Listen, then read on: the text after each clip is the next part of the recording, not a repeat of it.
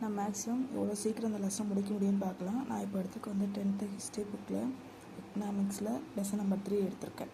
ஓகேங்களா? இது நம்மளுக்கு வந்துட்டு கொஷின்ஸ் வந்து கேட்குறதுக்கு நிறைய பாசிபிலிட்டிஸ் இருக்குது. ஏன்னா இதில் வந்து வறுமை அப்படின்ற ஒரு டாபிக் வந்து இதில் இருக்குது எக்கனாமிக்ஸில்.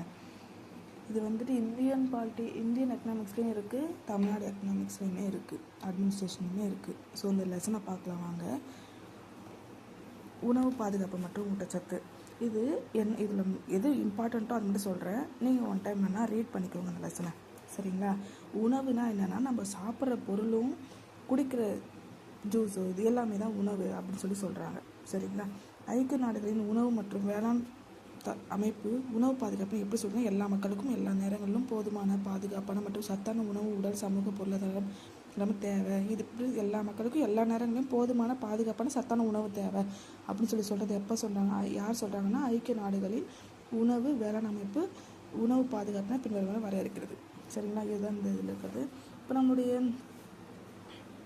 எம்.எஸ். சுவாமிநாதன் பசுமை புரட்சியின் தந்தை சொல்லுவாங்க. அவர் என்ன சொல்கிறாருன்னா, உணவு பாதுகாப்பு எப்படி இருக்கணும்னா சரிவிகித உணவு, பாதுகாப்பான குடிநீர், சுற்றுச்சூழல், சுகாதாரம், ஆரம்ப சுகாதார பராமரிப்பு, ஆரம்ப கல்வி இதெல்லாமே இருந்ததுன்னா அது ஊட்டச்சத்து பாதுகாப்பானது அப்படின்னு சொல்லி யார் சொல்கிறாங்க, எம்.எஸ். சுவாமிநாதன் சொல்கிறாங்க. எம்.எஸ். சுவாமிநாதன்னா பசுமை புரட்சியின் தந்தை, இந்திய பசுமை புரட்சியின் தந்தை சொல்லுவாங்க அவர்.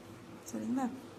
உணவின் அடிப்படையில் எத்தனை கூறுகள் இருக்கா? மொத்தம் 3 இருக்குது. என்னென்னா உணவு இருப்பு, அணுகல், உட்கொள்ளுதல். உணவு இருப்புனால தேவையான அளவுகள் உணவு இருப்பது சேமித்து வைக்கிறாங்க, இருப்பை தாண்டி சேமித்து வைக்கிறாங்க, அது வந்து இருப்பை பற்றி சொல்கிறாங்க. அணுகல்னால் முதன்மையாக வாங்கும் திறன் பற்றிய கூற்றாகும். நம்ம எவ்வளோ வாங்குகிறோம் அதை பொறுத்து அணுகல் இருக்குது. உணவு உட்கொள்ளுதல்னால் நம்ம எவ்வளோ சாப்பிட்றோம் அதுதான் உணவு உட்கொள்ளுதல். இந்த பேஜில் இவ்வளோ தாங்க இம்பார்ட்டன்ஸ். நீங்கள் எவ்வளோ ஸ்பீடாக போகிறீங்களோ அவ்வளோ சீக்கிரம் 1 hour போதும். இந்த லெசனுக்கு மேக்ஸிமம் 1 hour அதிகம். சரிங்களா? இந்த இதில் எதுவுமே கிடையாதுங்க. இதில் பாருங்கள் என்ன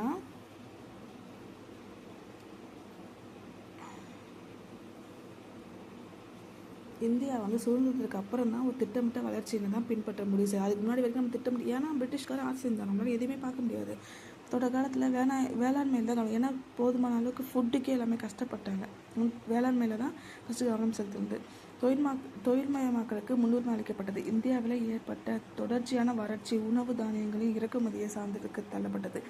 இதுக்கு அப்போது இருக்க அந்நிய செலவாணி இருப்பானது திறந்த சந்தை கொள்முதல் மற்றும் தானியங்களின் இறக்குமதிக்கு அனுமதிக்கலை. அதனால் பணக்கார நாடுகளிலிருந்து நம்ம உணவு தானியங்களை வாங்க வேண்டிய சுச்சுவேஷன் ஆயிடுச்சு.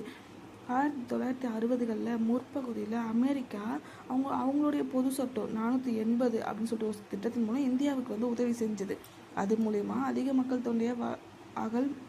மக்கள் தொகையை கொண்ட வளர்ந்து வரும் ஒரு நாடு புரட்சிக்கு சாத்தியமாக தேவையான தேர்வாளராக கருதப்பட்டது. எனவே அமெரிக்கா நிர்வாகமும் ஃபோர்டு அறக்கட்டளையும் போன்ற மனிதநேய அமைப்புகள் உணவின் உற்பத்தியை அதிகரிக்க என்னென்ன கோதுமை மற்றும் அரிசி, உயர் ரக அரிசின்னு சொல்லுவாங்க, வந்து ஹை ஈல்டு வெரைட்டி சொல்லுவாங்க. இது வந்து அதிகமாக விளைச்சல் தரக்கூடியதுன்னு சொல்லுவாங்க. வகைகளை வந்துட்டு திட்டத்தை வந்து வகுத்து அறிமுகப்படுத்துச்சு. யார் திட்டத்தை அறிமுகப்படுத்தினாங்கன்னா அமெரிக்கா நிர்வாகமும் ஃபோர்டு அறக்கட்டளையும், இவங்க 2 பேர் சேர்ந்து. இது மூலிமா நம்ம அதிகமாக விளைச்சல் பெறாங்க. இது மூலம் உணவுக்கான வறுமையை வந்து குறைக்கலாம் அப்படின்னு சொல்லிட்டு இவங்க முடிவு செஞ்சாங்க. நெக்ஸ்ட்டு பாருங்கள், இவர் பசுமை புரட்சி நாட்டில் தோன்றி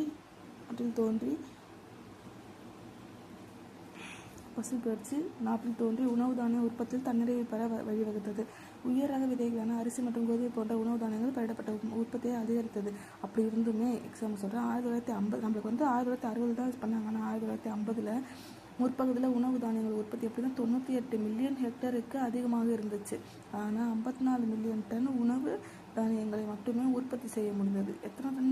54 மட்டும்தான் உற்பத்தி செய்ய முடிஞ்சது. அப்போது சராசரியாக ஒரு ஹெக்டருக்கு எவ்வளோ 547 கிலோ உணவு தானியங்கள் தான் கிடைச்சிருக்கு.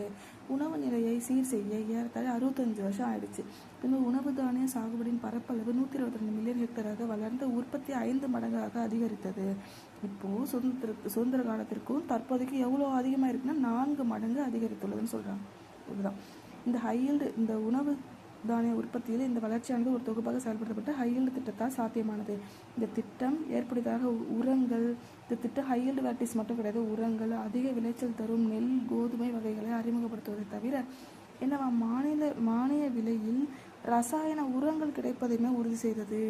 மானிய விலையில் ரசாயன உரங்கள் கெமிக்கல் ஃபெர்டிலைசர் கொடுக்கணும் அப்படின்னு சொல்கிறாங்க. கூட்டுறவு வங்கிகள் மற்றும் கூட்டுறவு சங்கங்கள் மூலம் விவசாயிகளுக்கு மலிவான பண்ணை கடனுமே கொடுத்தாங்க. யார் மூலியமாக கொடுத்தாங்க? கூட்டுறவு வங்கிகள் மற்றும் கூட்டுறவு சங்கங்கள் மூலமாக மலிவான பண்ணை கடன் கொடுத்தாங்க. அது மூலிமா நம்ம வந்துட்டு வேளாண்மை இந்த விவசாயிகளை வந்துட்டு இதில் ஈர்க்கலாம், கடன் கொடுக்கறதெல்லாம் போய் பண்ணலாம் அப்படின்னு சொல்லிட்டு சொல்கிறாங்க. ஃபுட் கார்பரேஷன் ஆஃப் இந்தியா சொல்லுவாங்க, இந்திய உணவு கழகம். இது வந்து பயிர்களுக்கு வந்துட்டு குறைந்தபட்ச ஆதரவு விலைன்னு சொல்லிட்டு ஒரு மினிமம் சப்போர்ட் ப்ரைஸ் சொல்லிட்டு அந்த பருவ காலத்தில் தொடக்கத்திலே கொடுத்துருவாங்க. அறுவடை செய்யப்பட்ட தானியங்கள் இந்திய உணவு கழகம் மூலம் அரசு கொள்முதல் செய்கிறது. இதை இதை எடுத்துகிட்டு போயிட்டு அந்த தானிய கிடங்களை போய் சேமித்து வைப்பாங்க. நமக்கு தேவையான ஆண்டுக்கு முழுவதுமே தேவையான உணவு வந்து நம்மளுக்கு கொடுப்பாங்க. அதுதான் இந்த இதில் உணவு தானிய உற்பத்தியில் விரைவான அதிகரிப்புடன் அது மட்டும் கிடையாது, பால், கோழி மற்றும் மீன் உற்பத்தியிலுமே பொருத்தமான தொழில்நுட்பங்களை பயன்படுத்துவதன் விளைவாக சுதந்திரத்திற்கு 2000 ஆண்டில் இடைப்பட்ட காலத்தில் நாட்டின் பால் உற்பத்தியுமே 2000 ஆண்டு இடைப்பட்ட காலத்திலுமே பால் உற்பத்தி எத்தனை % அதிகமாக இருக்குன்னா 8 மடங்கு அதிகமாக இருக்குது. முட்டை உற்பத்தி எத்தனை % 40 மடங்கு அதிகமாக இருக்குது. மீன் உற்பத்தியில் எத்தனை 13 மடங்கு அதிகமாக இருக்குது. இருப்பினும் இந்தியா பருப்பு மற்றும் எண்ணெயை வந்து வெளிநாடுகளுக்கு தான் நம்மளுக்கு தேவை. அந்த வெளிநாடுகளையே சார்ந்திருக்க வேண்டிய இதாக இருக்குது. ஏன்னா நம்ம இதில் வந்துட்டு பருப்பு, எண்ணெய் இப்போ வந்து கொண்டு வந்துட்டுருக்காங்க கொஞ்சம் கொஞ்சமாக. இருந்தாலும் நம்ம மற்ற நாடுகளையே சார்ந்திருக்க வேண்டிய இதாக இருக்குதுன்னு சொல்கிறாங்க. குறைந்தபட்ச ஆதரவுனா கவர்மெண்ட் வந்துட்டு ஒரு பயிருக்கும்